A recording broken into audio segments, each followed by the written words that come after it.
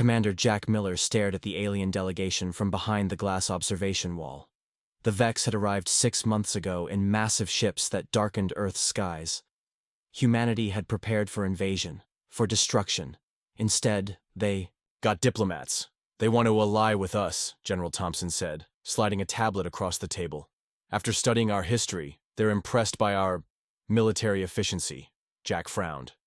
Our efficiency? We've been killing each other for millennia. How is that impressive? The general's weathered face cracked into a rare smile. That's exactly what impresses them. According to their records, most sentient species take centuries to win wars, if they win them at all. The data on the tablet showed conflicts from throughout human history. World War II, 6 years. The American Civil War, 4 years. Desert Storm, mere months. They've been fighting the same enemy for 300 years, Thompson continued. The Crowl, a hive mind species expanding through their sector. The Vex lose ground every decade, despite technological superiority. Jack studied the alien visitors. They were tall, willowy creatures with 4 arms and iridescent skin that shifted colors with their moods. Currently, a contemplative blue-green. So, they want us to… what? Fight their war for them? They want to understand how we do it. How we win so quickly, so decisively. They're offering technology beyond our wildest dreams in exchange for our military doctrine. Jack laughed. Our doctrine? Half our strategies were developed by sleep-deprived officers running on coffee and desperation. Exactly, Thompson said, his expression serious now. That's our advantage. We improvise, we adapt, we overcome. While other species spend decades in committee meetings planning perfect campaigns, we throw together plans on the fly and execute them immediately. Outside the window, the alien delegation's lead representative, Thal, was gesturing with his upper arms while his lower ones remained folded in what Jack had learned was a sign of respect. They want to send observers with our military units, Thompson said. Learn our methods firsthand, and they want us to send advisors to their command structure. Jack stared at the data scrolling across his tablet. The Crowl had consumed 16 inhabited worlds in the last century. Billions of lives lost. The Vex fight the way most logical species would, Thompson said. Methodical, cautious, minimizing, casualties through careful planning. But against a hive mind that replaces losses instantly, it's a losing strategy, Jack finished. They need our chaos. Our efficiency, Thompson corrected with a wry smile. The Joint Chiefs have already approved. You'll lead our advisory team. Your unit has the highest adaptation metrics in the Corps. Jack thought of his team, the hodgepodge of personalities and backgrounds that somehow worked together brilliantly. Tom, the farm boy with an uncanny talent for mechanics. Maria, the former street racer who could pilot anything. Rex, who could make explosives from household chemicals. When do we start? Transport leaves tomorrow. The Vex are taking you to their front line. They've been planning this operation for 20 years. You have 2 weeks to help them execute it. Jack looked back at the aliens. They had perfected faster-than-light travel, created energy shields, developed medical technology that could regrow limbs, and yet they needed humans to teach them how to win a fight. 2 weeks to end a war that's lasted centuries, Jack said. That would be efficient, Thompson nodded. Show them what humanity does best, Commander.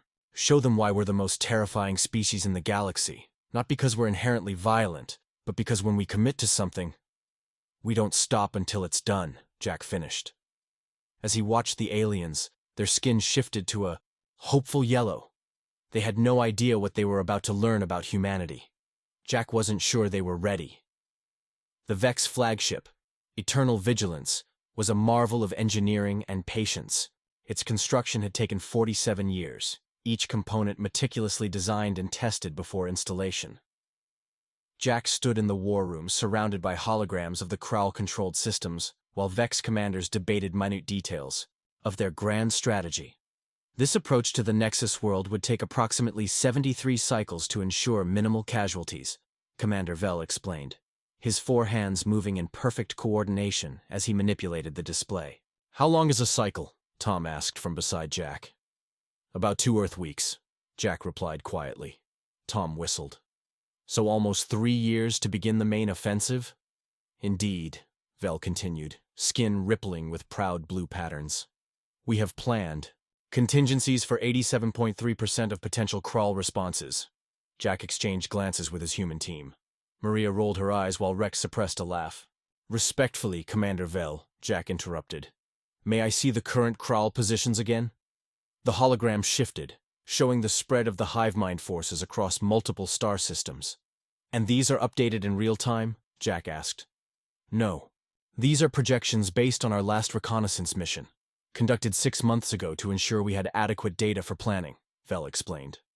Maria coughed into her hand. 6 months old intel is practically ancient history in combat terms. The Vex commander's skin flickered with confused patterns of orange and yellow. We require extensive time to organize our scouts too, Vel began. We need current intelligence, Jack cut in firmly. Today. Now. Impossible, another Vex commander stated. The preparation alone would take... What reconnaissance capabilities do you have available right now? Jack asked. The room fell silent as the Vex looked at each other, their skin cycling through troubled patterns of purple and gray. We have stealth observer craft, Vel finally admitted. But deploying without proper preparation protocols increases risk by... Launch them, Jack ordered, then caught himself. I respectfully suggest immediate deployment. The human team spent the next 6 hours helping the bewildered Vex launch reconnaissance missions that would have normally taken months to plan. When the data started flowing back, Jack's suspicions were confirmed. The Crowl have shifted their main defense line, he pointed out. Your entire approach plan is obsolete. The Vex commander's skin turned a dull, despairing gray. We must restart our planning process, Vel said, voice flat. Perhaps in another year. No, Jack said firmly. We adapt. He stepped up to the holographic display and began rearranging the Vex fleet positions. The Crowl think in perfect patterns because they're a hive mind. You've been trying to counter with your own perfect patterns. That's why you keep losing. You're playing their game. Jack highlighted a seemingly random series of star systems. We hit here, here, and here, simultaneously. No pattern, no logic from their perspective. But those targets have minimal strategic value, Vel protested. Exactly, Rex chimed in, catching Jack's intent. They won't expect it. Then, Jack continued. While they're trying to understand the pattern that doesn't exist, we strike their new command node here. He pointed to a heavily defended system. From the direction they won't be watching. The Vex commander's skin flickered between disbelief and cautious curiosity. This is chaos, Vel said eventually. This is humanity, Jack corrected. We thrive in chaos. We see patterns where others see randomness, and we create randomness where others expect patterns. The planning for such a complex operation, another commander began, starts now and executes in 48 hours, Jack said firmly. Impossible! Several Vex exclaimed at once. Jack smiled grimly. You wanted to know how humans win wars? This is how we start. You're insane, Vel said, his skin a turbulent mix of crimson and violet as he watched Jack brief the combined human-Vex strike teams. The translator rendered his tone as somewhere between horror and reluctant admiration. Probably, Jack agreed cheerfully. But insanity works when your enemy expects logic. The briefing room buzzed with activity. Where Vex briefings typically lasted days, with each contingency meticulously examined, Jack had condensed their approach to 30 minutes of essential information. Questions? Jack asked the assembled teams. A Vex officer raised one of his 4 hands. What if the Krall deploy their reserve fleet from the Duraxis system? Then we improvise, Jack replied simply. Improvise? The Vex's skin flickered with confusion. Without a predetermined response protocol? Maria stepped forward. You assess the situation, use the resources at hand, and make a new plan. On the spot, the room fell silent as the concept settled over the Vex. But how will we coordinate? Another officer asked. Each unit would develop different improvisations. That's the beauty of it, Tom explained. The Krall won't be able to predict your movements because even you won't know what you're doing until you do it. As the strike teams dispersed to prepare, Fleet Admiral Kor, the highest-ranking Vex officer, approached Jack privately. In 300 years of war, Kor said, his skin a contemplative deep blue.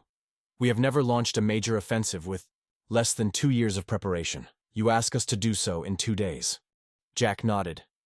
"I know it feels wrong to your people. But tell me, in those 300 years, how much territory have you lost?" 16 systems. Billions of lives. "And how much have you gained?" Kor's skin darkened. "None."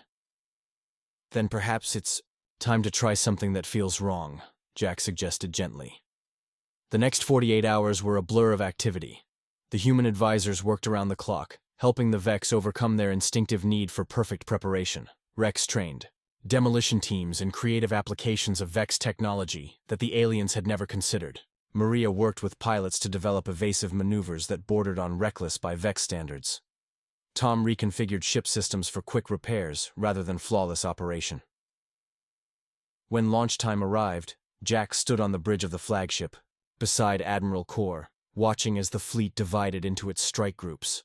"They are afraid," Kor observed, noting the pale yellow tint spreading through his crew's skin. "Fear is good," Jack said. "Fear keeps you sharp, keeps you alive. We were taught to suppress fear, to act only when certainty eliminates it. That's your first problem. Certainty is an illusion in warfare." The countdown reached 0, and the strike groups vanished into jump points, heading toward their targets. Seemingly, random Kraul outposts scattered across the sector. "Now we wait," Jack said. "For how long?" Kor asked. "Not long. That's another human specialty. We hate waiting." 6 hours later, the reports began flooding in. The Kraul, confused by the apparently meaningless targets, had responded exactly as Jack predicted, pulling defenders from their command node to reinforce patterns that didn't exist. "Phase 2, Jack ordered. Admiral Kor, his skin now tinged with excited blue, gave the command. The main Vex fleet jumped directly to the Kraul command node, emerging from a direction left completely undefended. They never expected this approach. Kor marveled as the initial contact reports showed minimal resistance. "It violates every principle of strategic advancement." "That's the point," Jack said with a grim smile. "Now let's finish this." 12 hours into the assault on the Kraul command node, what the humans had warned the Vex about finally happened, the unexpected. "The Kraul are adapting," Vel announced, his skin paling to a sickly white as he examined the tactical displays. "They've reorganized their defense grid in a configuration we've never encountered." The Vex command staff froze, their carefully implemented plans suddenly obsolete. Jack watched as their skin collectively shifted to anxious purple. Admiral Kor, a communications officer, called out, "All unit commanders are requesting new instruction protocols. The attack vectors are no longer viable." Kor turned to Jack, skin flickering between decision yellow and panic white. "We must withdraw and reconsider our approach. This development was not in our contingency planning." Jack shook his head. "No. This is where humans excel." He stepped up to the tactical display. "This is where the real fight begins." "But without proper planning," Kor started. "Planning ends when first contact is made," Jack interrupted. "Now we adapt." He turned to Maria. "Get me a direct line to all strike team leaders." When the connection was established, Jack addressed the scattered forces. "The Kraul are reorganizing because you've thrown them off balance. They're improvising. Now, we need to improvise better." He quickly outlined a new approach, drawing on the real-time data flowing in from the battlefront. The Vex officers watched in astonishment as he discarded hours of their careful preparation and created new tactics on the fly. Strike Group 3, break formation and attack from multiple vectors. Group 5, go silent and drift past their sensor. Net, they're focused on active threats. Group 7, make as much noise as possible. Be the distraction. Tom leaned over to Rex and whispered, "This is just like that time in Buenos Aires when the extraction went sideways." Rex nodded. "Except with spaceships and aliens." Within minutes, the human-advised Vex forces were executing their new tactics. The Kraul defenses, which had begun to solidify, fractured again under the unpredictable assault. A Vex tactical officer approached Jack, skin shimmering with confused green.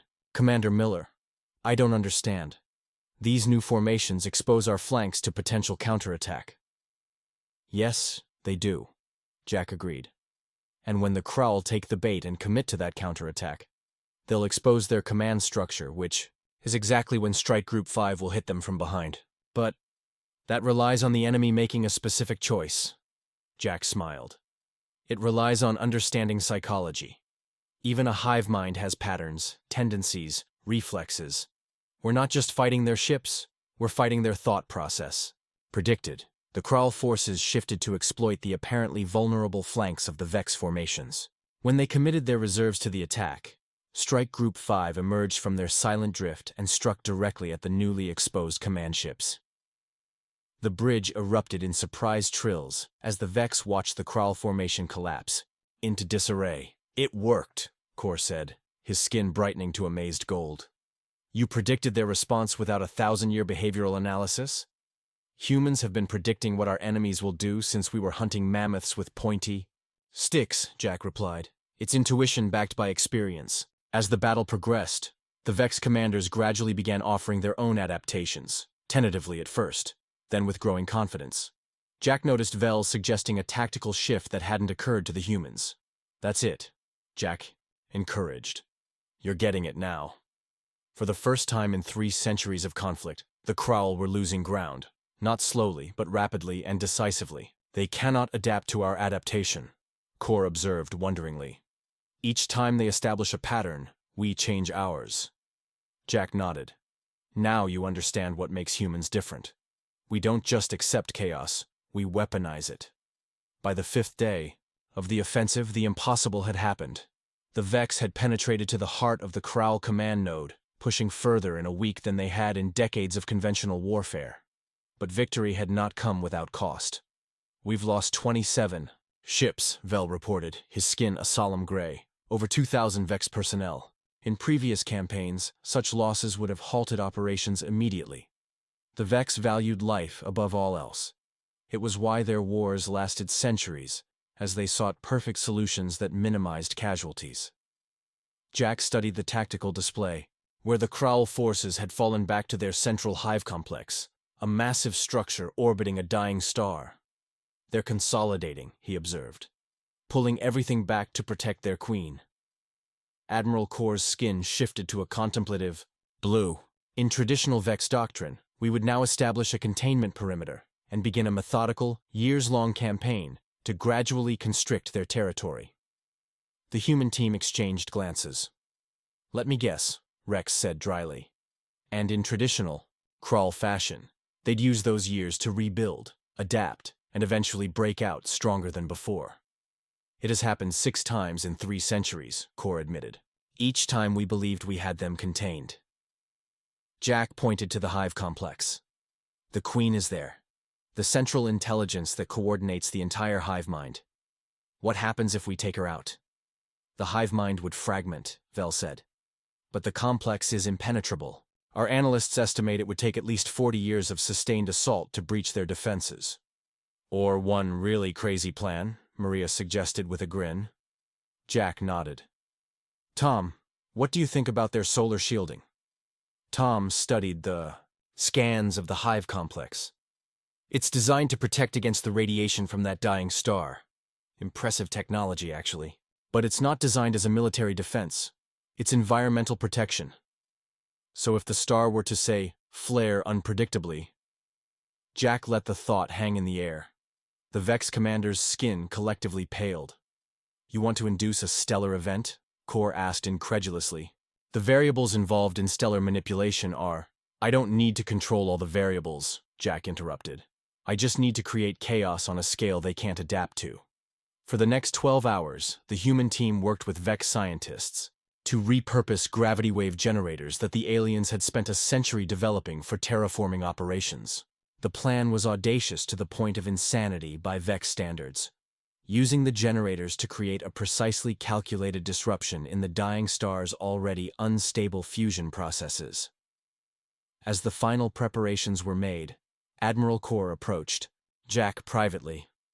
"My scientists give this a 12% chance of success," he said, his skin a worried lavender, "and a 23% chance it will destroy our fleet along with the Kral."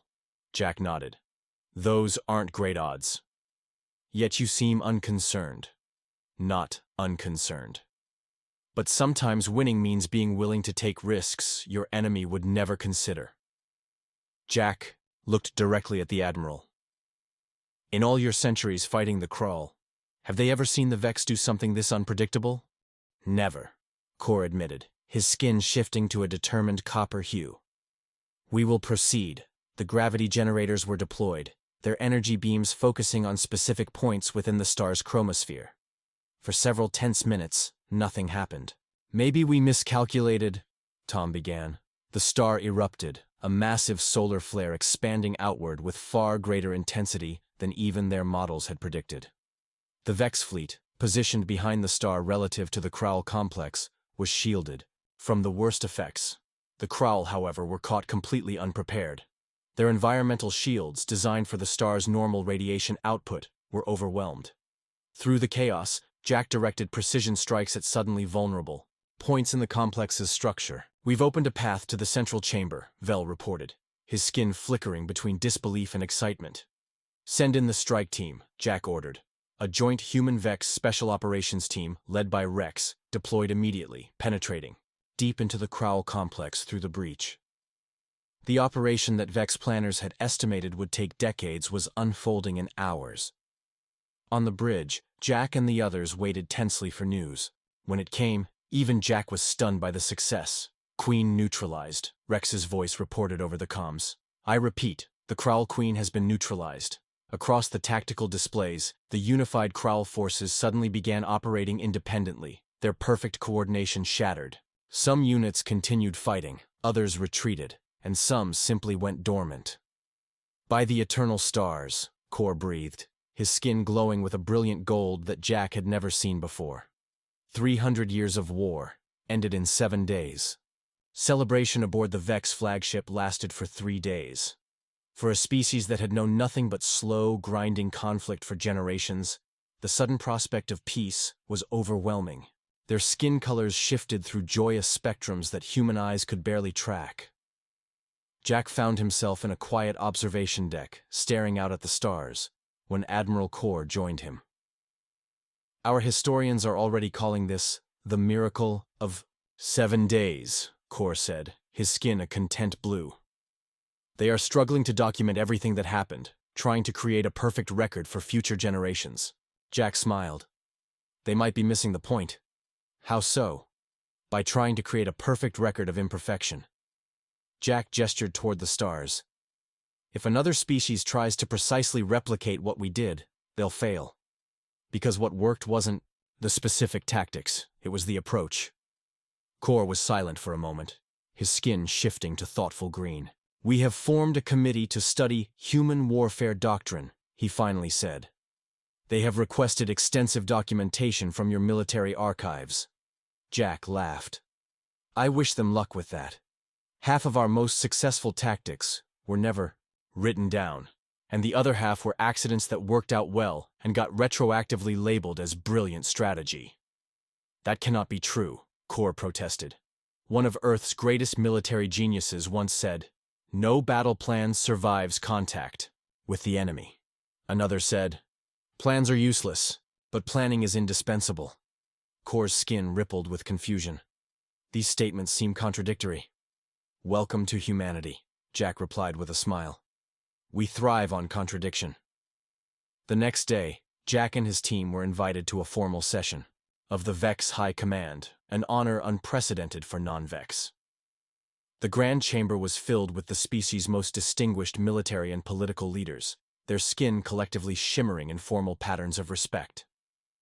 Fleet Lord Mav, the Supreme Commander of all Vex forces, addressed them directly. We asked you to teach us how humans win wars so efficiently, Mav said, his translator conveying the grave importance in his tone. We expected tactical doctrines, strategic frameworks, battle algorithms. Instead, you have shown us something far more profound. Jack nodded respectfully. What did you learn, Fleet Lord? That efficiency in warfare is not about perfection of planning, but about speed of adaptation. Not about avoiding error, but about embracing uncertainty. Not about following doctrine, but about trusting intuition. Mav's skin shifted to a formal gold as he continued. For 10,000 years, the Vex have valued order above all else.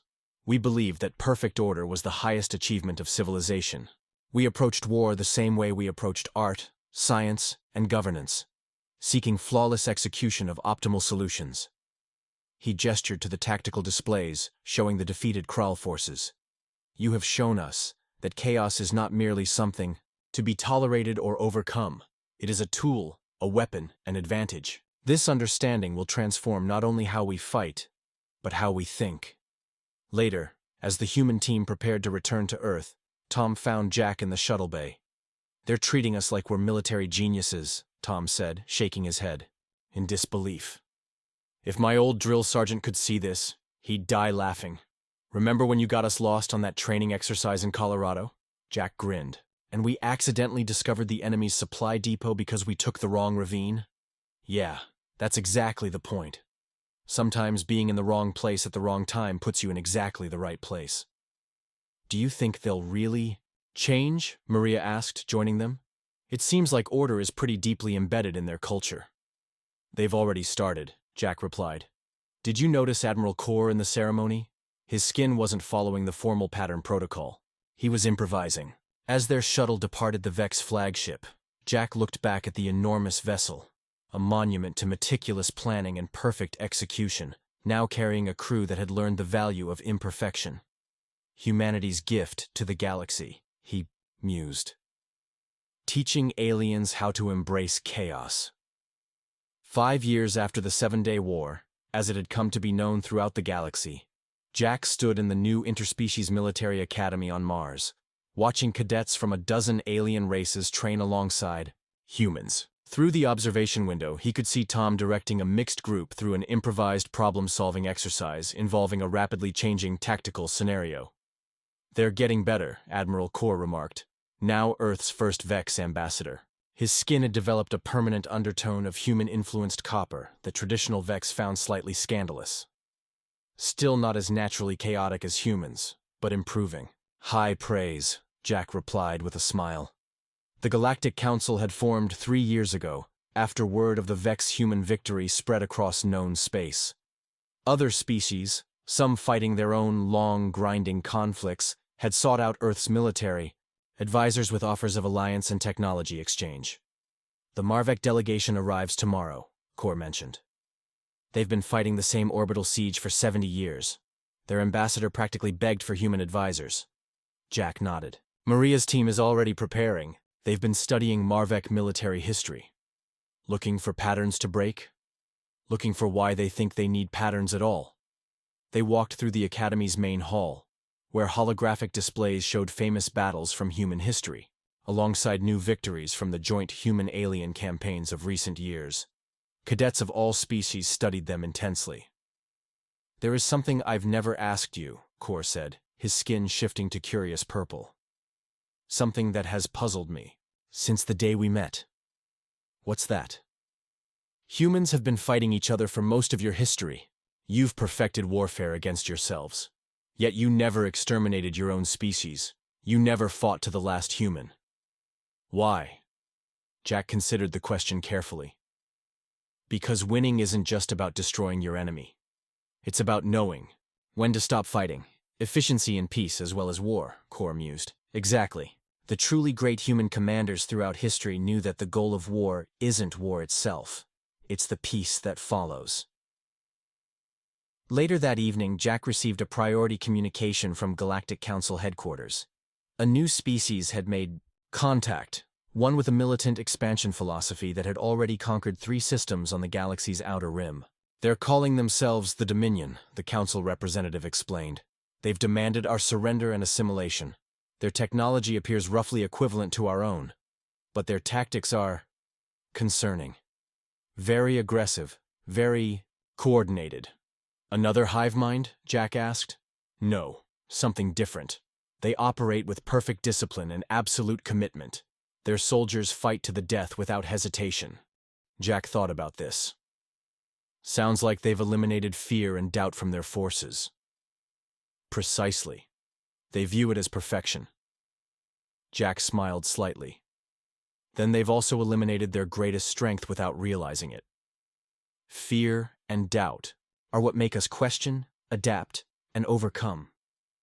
The Council was requesting that Jack lead the Joint Species Response Force. As he reviewed the preliminary data, he realized that the Dominion's approach was the opposite of the Kraul. Not chaotic adaptation, but rigid perfection. They had eliminated individuality not through a hive mind, but through absolute ideological conditioning. They fight like machines, Rex observed, reviewing the same data. Perfect execution of textbook maneuvers. Textbook maneuvers only work against enemies who follow the same textbook, Jack replied. The response force assembled with unprecedented speed, a mix of human, Vex, and 4 other species, each bringing their own strengths but now united by the human approach to warfare. What would once have taken years of planning was accomplished in weeks. As Jack addressed the combined fleet before their departure, he saw not just military personnel, but representatives of a new understanding. The Dominion believes they will win because they have perfected warfare according to their definition. The complete elimination of error through absolute control, he told them. We will win because we know something they don't. Warfare isn't about eliminating error, it's about harnessing uncertainty. He looked out at the assembled officers, human and alien alike, each now carrying the legacy of that first dramatic victory 5 years ago. They fight with the strength of perfect order, Jack continued. We will fight with the power of creative chaos. They fight with soldiers who never question. We fight with warriors who never stop questioning. Admiral Kor, his skin now glowing with battle-ready copper, finished the thought. They fight like they have a doctrine to preserve. We fight like we have a galaxy to save. As the fleet prepared to jump, Jack reflected on how far they had come. Humanity had gone from fighting itself to teaching the stars how to win. Not through superior technology or numbers, but through that uniquely human talent, thriving in chaos.